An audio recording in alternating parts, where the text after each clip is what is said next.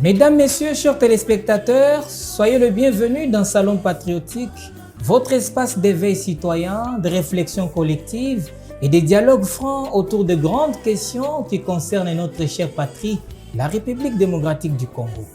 Dans un pays comme le nôtre, riche de son sol, de son sous-sol et surtout de la dignité de ses filles et fils, l'amour du pays ne peut plus être un slogan. Il doit être un engagement quotidien, une valeur active et un devoir civique. À chaque édition, nous posons la question qui fâche, mais qui libère. Qu'est-ce qui bloque réellement l'avancement de notre pays? Quelles sont nos responsabilités individuelles et collectives dans cette marche parfois hésitante vers le progrès et la souveraineté réelle? Ce soir, j'ai l'honneur de recevoir M. Pompon Njoli, chercheur à l'Assemblée nationale, coordonnateur d'une ASBEL spécialisée dans le monitoring parlementaire, conférencier et analyste politique reconnu pour nous aider à y voir clair. Monsieur Pompon Njoli, bonsoir et bienvenue. Bonsoir, cher journaliste. Vous allez bien? Koussi Koussa, parce que vous savez, le pays est agressé. En tant qu'un patriote, on ne doit pas être à l'aise à 100%, c'est-à-dire parce que nos yeux sont rivés de l'autre côté, du Goma. Et puis avec ces désescalades, ces tractations diplomatiques, nous avons besoin d'une réponse positive. Et cette réponse va nous permettre d'avoir une bonne santé mentale ainsi que morale. Voilà. Justement, à vous qui observez quotidiennement les institutions de l'intérieur, quel est selon vous le diagnostic réel de notre système politique? Est-il malade, corrompu ou simplement mal organisé? Moi, je pense qu'elles sont bien organisées parce que il y a une question de l'écriture d'abord. Sur le plan de l'écriture, nous avons 4 institutions. Vous savez, notre boussole s'appelle la Constitution. Dans la Constitution, elle nous dit nous avons 4 institutions. Et pour en avoir, il faudrait l'achantement, l'adhésion de la population. Parce que la dernière procédure d'un vote plutôt, d'une constitution, c'est le référendum.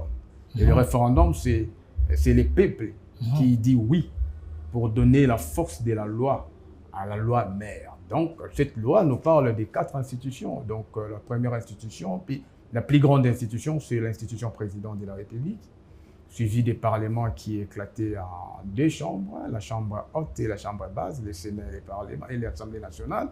Nous avons le gouvernement qui est la 3e institution et le cours des tribunaux. C'est-à-dire, l'architecture est normale. Mais les problèmes qui se posent, les animateurs qui animent ces institutions, ces animateurs ont la volonté d'hisser ces institutions vers le développement. Parce que, bien sûr qu'on a les institutions, mais chaque institution a sa mission précise. C'est-à-dire que ces missions sont réellement répondues scrupuleusement à la lettre et dans l'esprit. C'est ça la question. Alors, les systèmes, en réalité, les systèmes, c'est l'ensemble d'interactions, c'est l'ensemble des éléments en interaction. C'est-à-dire, j'ai parlé d'abord de nos institutions et vous avez posé la question sur notre système. Les systèmes, en réalité, en sciences politiques, la science politique définit les systèmes comme on définit ça, je crois, en mathématiques ou je crois une matière là. C'est-à-dire, c'est comme l'octogone du système. L'octogone, c'est-à-dire, il y a 8 branches. Dans l'octogone, on voit les éléments en interaction. C'est-à-dire, il ne faut pas toujours voir les cours des tribunaux, il ne faut pas toujours voir le Parlement, il ne faut pas toujours voir la présidence ou le président de la République, mais il faut voir aussi la population, il faut voir aussi les églises ou la confession religieuse, il faut voir aussi le média, c'est-à-dire le parti politique de l'opposition, tout comme de la majorité. Tous ces éléments jouent entre en jeu pour définir un système. C'est-à-dire que c'est ça. C'est-à-dire la question qu'on doit se poser, est-ce que l'élément citoyen ou l'élément population joue son rôle pour l'avancement de notre pays? Est-ce que les cours et tribunaux, est-ce que les parlements jouent-ils plutôt son rôle pour le développement de la RDC? C'est-à-dire que tous ces éléments qui forment un système. Alors, il ne faut pas dédouaner un élément. Il ne faut pas aussi avoir la posture d'accusation parce que la population, en vertu de l'article 5, la population, la Constitution définit c'est d'où vient le pouvoir. Tout pouvoir émane du peuple. Donc, les catalyseurs de l'action publique, c'est le peuple. Alors, si le peuple ne comprend pas comment fonctionnent ces institutions, son rôle, c'est quoi? alors c'est difficile de parler de Pour développement. vous, le système politique congolais est bien organisé? Il est bien organisé, ça ne pose pas de problème parce que je vous ai défini les systèmes. C'est quoi les systèmes par définition? C'est l'ensemble des Mais éléments. qu'est-ce qui explique alors la pauvreté du peuple? Alors maintenant, la question, elle est bien posée cette fois-ci. Le problème ici, c'est à la population de jouer son rôle, n'est-ce pas? Parce que les institutions, c'est la réponse de la qualité de la population. Parce que lorsque vous regardez dans tous les pays développés, ils ont même presque le même architecture que nous. C'est-à-dire, il y a les présidents, il y a les parlements, il y a les cours et tribunaux. Mais qu'est-ce qui fait que chez eux, les choses évoluent? C'est parce que la population est exigeante. Pourquoi la population? Parce que l'État n'a pas de moyens. L'État fonctionne parce qu'il y a une population. Parce que la population, les citoyens jouent des rôles catalyseurs. Le premier rôle du peuple ou de la population, c'est elle donne à l'État les animateurs via les élections. C'est-à-dire, pour avoir un président de la République, c'est à nous de voter un président.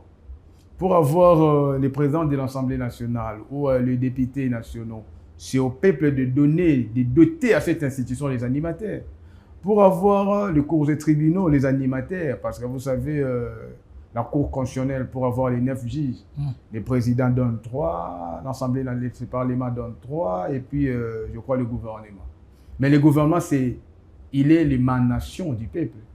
Les présidents également, il vient du peuple.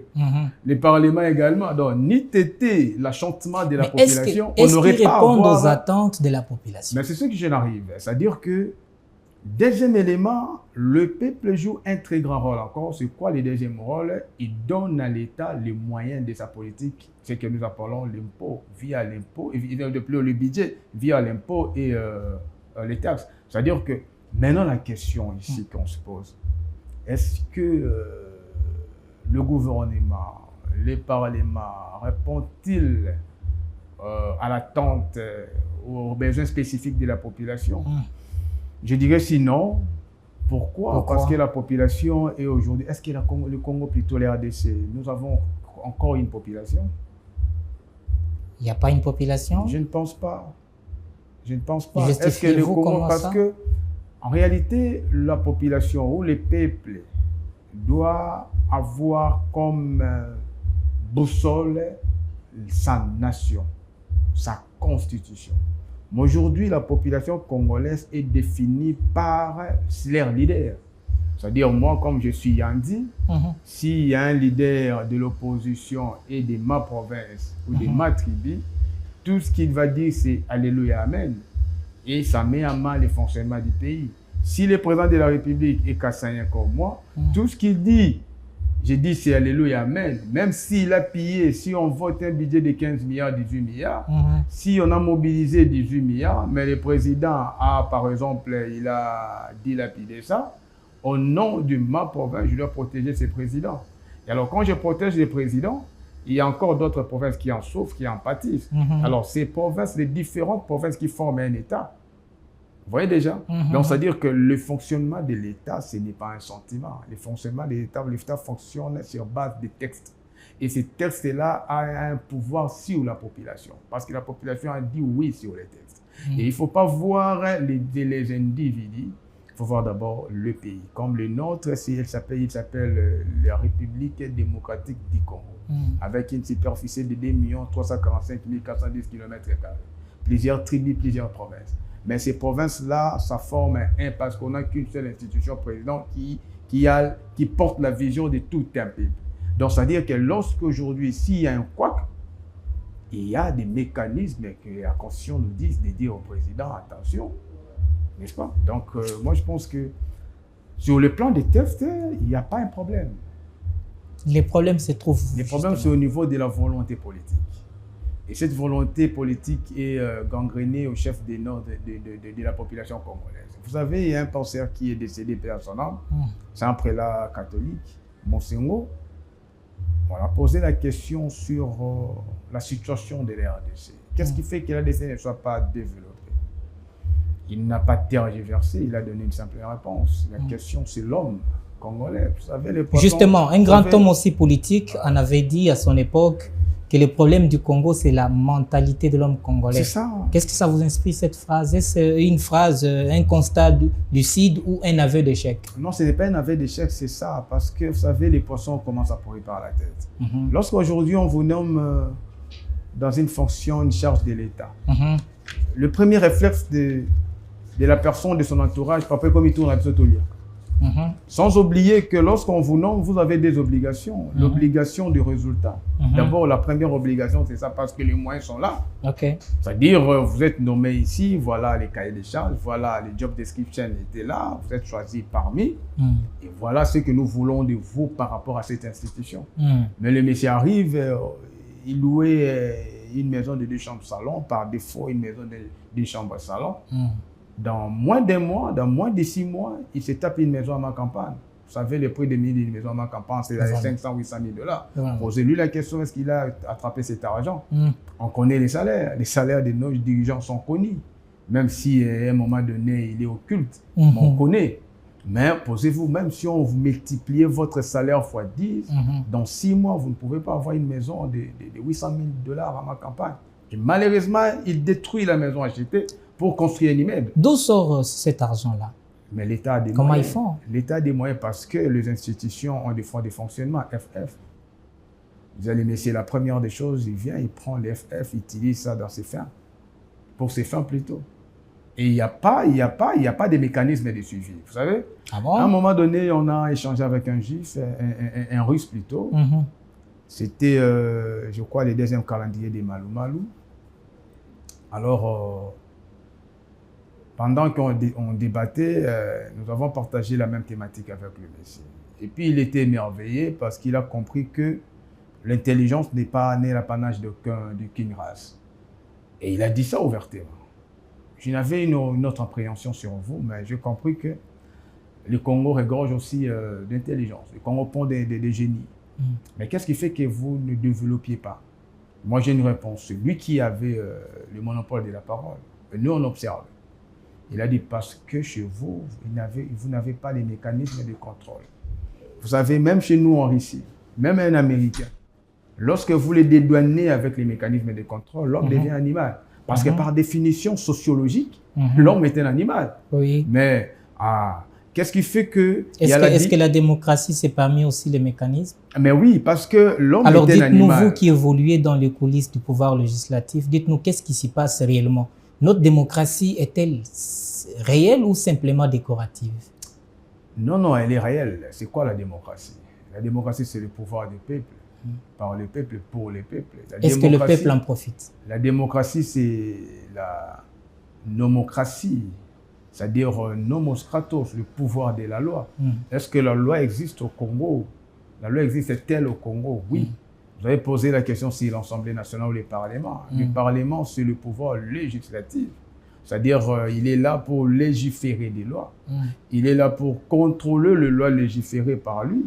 Il est là pour représenter la population. Parce que le Parlement, c'est l'échantillon de la population congolaise vers l'Assemblée nationale, pour l'Assemblée nationale. N'est-ce pas? Alors, est-ce qu'il joue son rôle? Oui, il joue son rôle.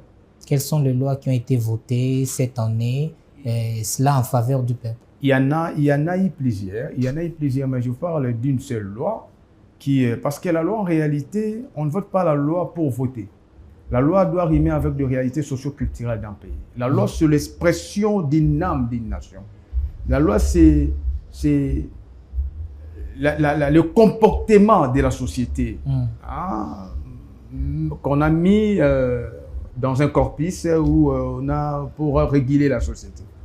Et alors, la législature ici a fait voter une loi sur l'aménagement du territoire. Vous savez, à un moment donné, il y a des catastrophes naturelles. Il y a des constructions anarchiques. Donc, les Congolais construisent partout, sans pour autant respecter le nord. Et alors, c'était normal parce que l'État, ces domaines-là, il n'y avait pas la régulation.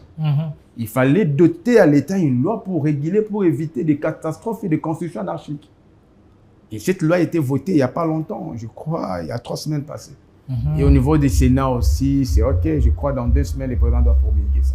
Donc, le loi existe. Mais le problème ici, c'est parce qu'en réalité, dans la procédure législative, La dernière étape, c'est la publicité, via les journaux officiels et les canaux que vous connaissez, les thèmes, ainsi de suite. Alors, c'est pour cela qu'on dit « nul n'est censé ignorer la loi ». Pour que cette phrase puisse entrer en jeu, il faudrait avoir l'aspect publicitaire via les journaux officiels. Alors, qui lisent? Est-ce que l'État fait son rôle? Si l'État ne fait pas son rôle, alors la population a le pouvoir de comprendre tout ce qui se passe dans son pays. Mais nous avons une population qui se dédouane. Et la population aujourd'hui, elle préfère jouer les jeux d'hasard que s'intéresser de tout ce qui se passe au niveau de l'État. Bon, je ne sais pas si c'est aussi l'intelligence de l'État pour nous aliéner. Il y a des jeux paris foot, ainsi de suite. Nous avons, vous avez dit, à doter à l'humanité 24 heures. Et la régulation de ces 24 heures-là, c'est déchiqueté en 3 ou divisé en 3. Il y a 8 heures de travail, il y a 8 heures